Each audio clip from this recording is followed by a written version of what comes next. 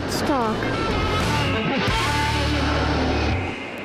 And here now to talk about the opportunities there are out there to ride with a group is Curry Gillespie. He's with Rackworks, which is a division of Woodcock Cycles here. Thanks for joining us. Thank you for having me. Now, Curry, I mentioned before we did this segment that I'm always looking for an opportunity to ride and within a group. And there's some great opportunities out there, aren't there? There is. There's lots of group rides as you look around the city, and particularly we have group rides that are everything from our Tuesday night ride, which is a 20 kilometer an hour ride.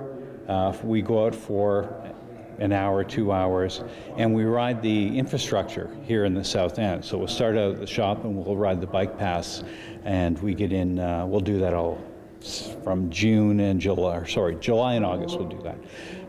And then we have a Thursday night rides. We have a nice ride which is one step up, 15 kilometer ride out. It's a no drop ride, so as fast as the slowest rider is, we go out to Grand Point.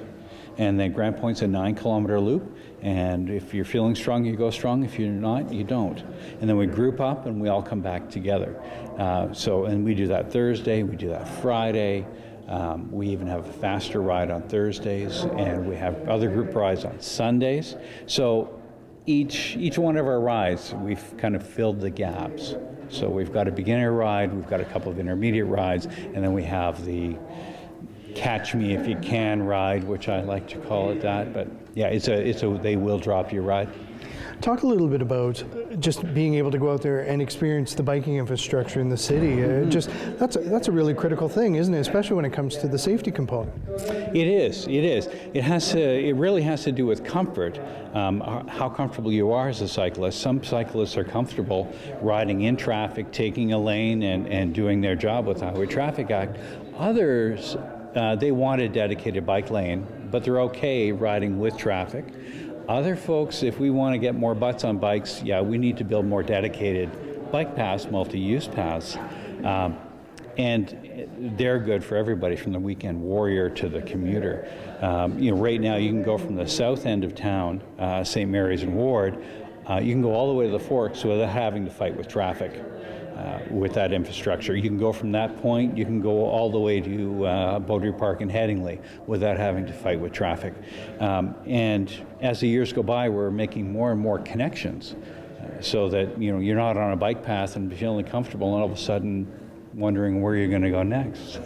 Because it is something that cyclists in particular, I think, talk a lot about here, and maybe make that blanket statement. I know I'm guilty of saying, well, the biking infrastructure isn't very good here, but if I'm hearing you correctly, that's changing.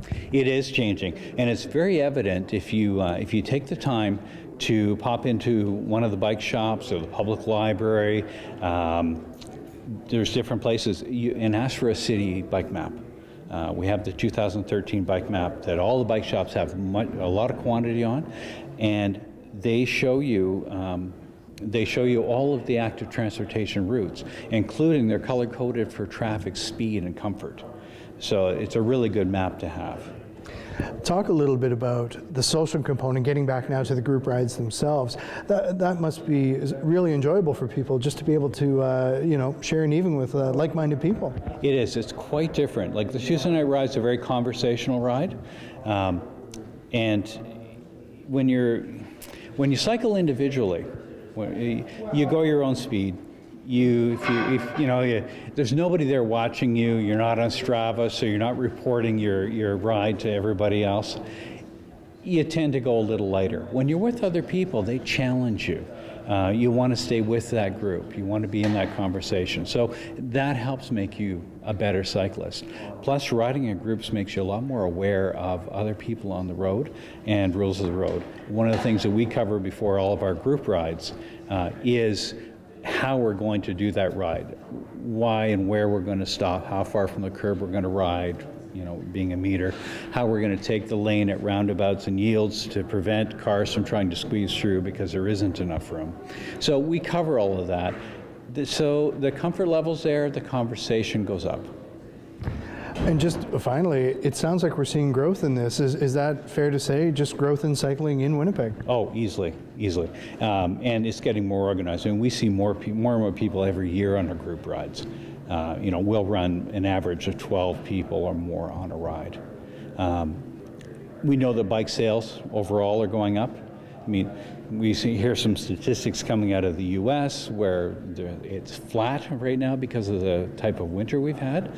But as soon as it broke, we're hopping in here. And we've got lots more options, particularly when it comes to mountain biking and road biking, to talk about on this edition of Sports Select Sports Talk. Stay with us. We'll be right back.